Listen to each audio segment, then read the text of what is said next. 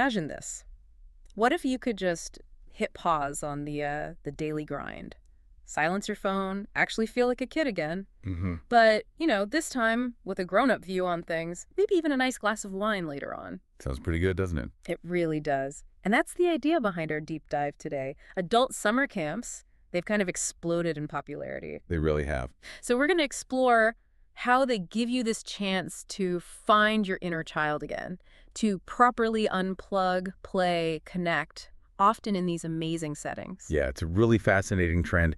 And our goal today is basically to pull back the curtain a bit. Yeah. We'll get into the kinds of activities they offer and, importantly, tackle some common ideas, maybe myths, about what they're really like. We want to help you understand how you, personally, might tap into that carefree feeling again. And it's not just a small thing, is it? The numbers are quite striking. Oh, definitely.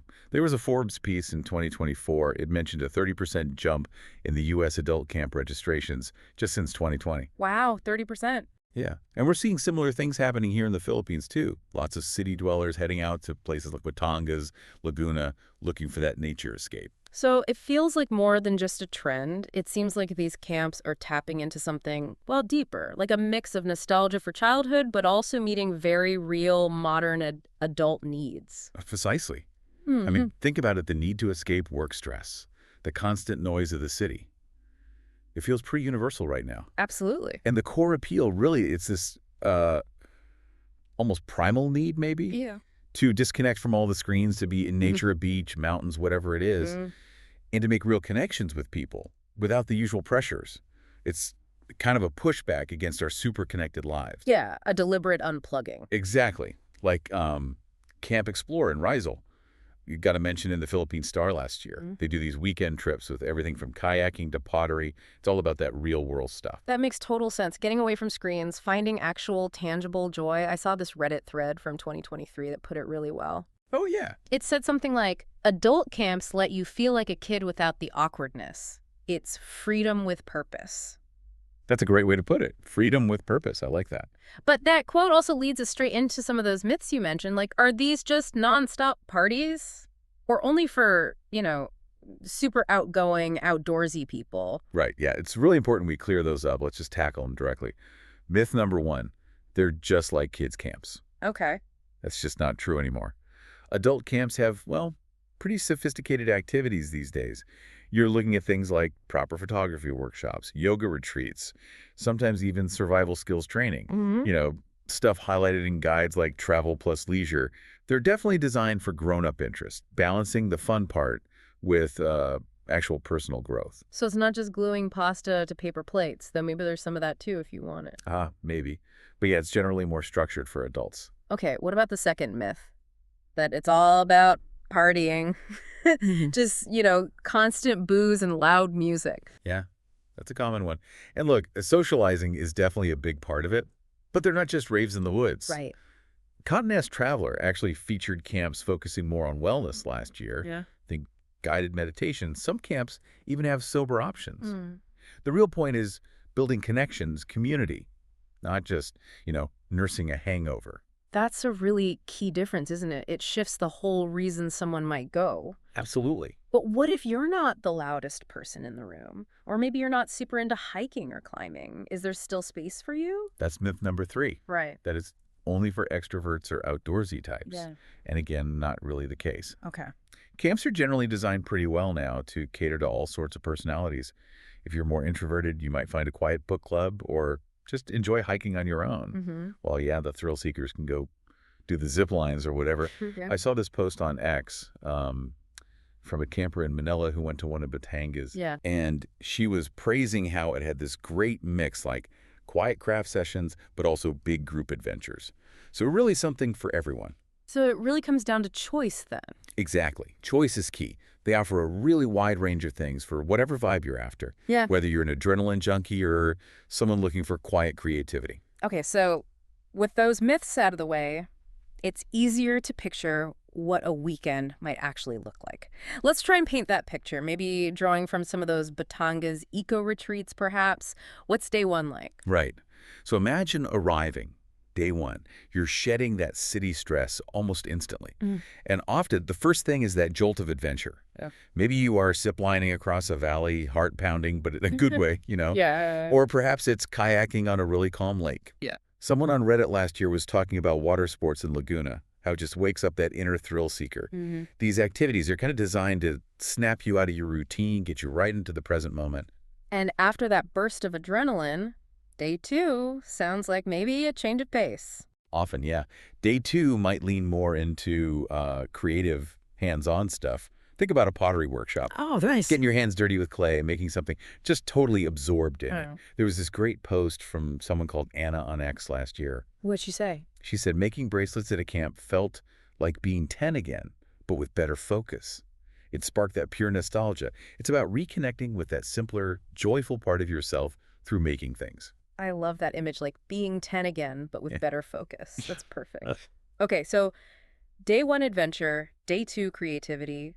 What about day 3, bringing it all home? Day three often weaves in team building, maybe some wellness to round things off. You might do a group escape room, lots of laughs, working together. Fun. And then, maybe later, a yoga session outside, perhaps under the stars. Just a moment for quiet reflection. Oh. Well, plus Good had an article about how activities like that really boost mental health. Yeah. And you feel it. So each piece, the adventure, the arts, the wellness, it all fosters play, connection, rediscovering joy. It shows these camps offer fun, but like fun with real substance. It definitely sounds like more than just a weekend away then. There seem to be some real, maybe even transformative benefits. What about friendships? Yeah, the connection aspect is huge. It's kind of amazing how easily you can bond with people there. You'll be chatting around a campfire with this mix of people, teachers, accountants. I heard about one with a chef. Huh. And then Psychology Today actually had an article explaining why this happens. Shared, new experiences build trust and connection way faster than, say, The Office. You can make some really solid friends. And what about picking up new skills? You mentioned pottery, kayaking. Absolutely. You might actually discover you're good at something new. Or just gain confidence trying. Forbes had a piece back in 2023 talking about how learning new skills at camps boosts creativity and problem solving back in your regular life too. I can see that satisfaction of figuring something out. And the mental wellness side, we touched on yoga, but does it go further? Oh, definitely. The overall effect is pretty significant. Just having dedicated time for wellness yoga, meditation, just being in nature, it really lowers stress. Someone named Lisa on Reddit shared how mindfulness sessions at a Baguio camp helped her manage anxiety. It's that intentional space to just breathe. That's really powerful. And what about finding a sense of, I don't know, community, belonging? This is where you see the really deep impact sometimes. There's a story about a camper, Maria, who had been dealing with depression. Mm-hmm. And she found this incredible sense of belonging through things like group hikes and open mic nights at her camp. It connects back to that Philippine Daily Inquirer feature talking about camps as actual mental health retreats. Wow. They can be genuinely life-changing for some people. Wow. And bringing it back to where we started, that idea of rediscovering joy, finding your inner child. That really is the core of it, I think. Camps actively encourage you to embrace that playful side. Like that ex-post about the Manila camper who started painting again at camp. Yeah. She said, "It unlocked a part of me I forgot existed." It's that feeling, laughing during messy crafts, telling stories late at night, just playing without feeling self-conscious. It brings back this joy we often forget. So yeah, it's way more than a getaway. It's kind of a reset. Okay, it all sounds incredibly positive, but let's be real. It can't all be smooth sailing, right? There must be challenges for the organizers and maybe for the campers too. Oh, for sure. Running these camps isn't simple. Organizers have big logistical hurdles. Like, how do you balance activities so there's something for everyone? An Eventbrite report touched on that complexity. Right. And here in the Philippines, you've got environmental stuff too. A Rappler article mentioned camps in places like Batangas needing typhoon-proof facilities. That adds costs, obviously. Yeah, weather is always a factor here. Okay, so logistics for organizers. What about for the campers? What's a common hurdle? Well, just stepping outside your comfort zone can be a big one for people. Mm-hmm. I mean, that zip line we talked about, that could be genuinely scary. But the vibe at these camps is usually really supportive, which helps people push themselves a bit. And cost must be a factor too. Yeah, cost is definitely a reality. Weekend camps here, according to the Manila Bulletin, might range from around P5,000 up to P15,000 or maybe more. Okay, that's quite a range. It is. But the good news is there are often more budget-friendly options too, like community-run retreats, maybe in places like Rizal. The Philippine Star mentioned some of those, so it's becoming more accessible. That's good to hear. So before we finish up, maybe share some inspiring examples and then give folks some practical tips if they're thinking about trying one. Sounds good. Well, Camp Explore in Rizal is a great local example. They've done a really nice job mixing adventure and wellness. The Inquirer featured their team-building retreats for companies think archery, trust falls, that kind of thing, helping colleagues bond. And then there was Juan who posted on X about a cooking class at a Laguna camp. It apparently totally inspired him, and he ended up starting a food blog.